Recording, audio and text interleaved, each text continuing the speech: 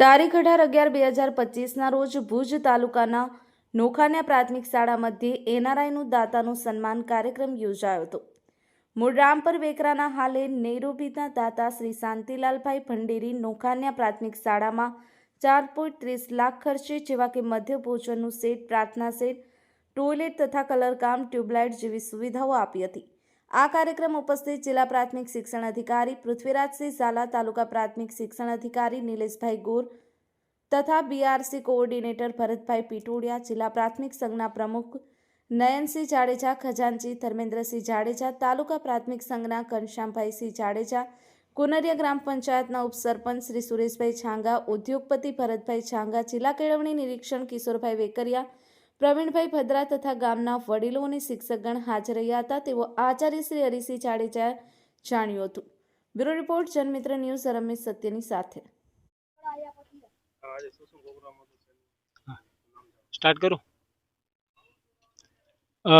નોખાણીયા પંચાયતી પ્રાથમિક શાળા, મારું નામ બ્રિજેશ બુચ, મદદનીશ શિક્ષક। આજે અમારી પ્રાથમિક શાળામાં આ જોઈ રહ્યા છો કે અહીં જે કલર કામથી શાળા દીપી ઉઠી છે, ભંડેરીભાઈ અને એમના ધર્મપત્ની, એમના અથાગ પ્રયત્ન અને લગભગ 4.5 લાખના ખર્ચે એમણે આ નવા રંગરૂપથી સજાવટ ભરેલી અમારી શાળા અમને આપેલી છે। તો એમને સન્માનવાનો અવસર અમને આજે સાંપડ્યો છે અને એ સબબ આજે અમે આ પ્રાથમિક શાળામાં એમનું સન્માન અને એમની ધર્મપત્નીનું સન્માન પણ કરી રહ્યા છીએ।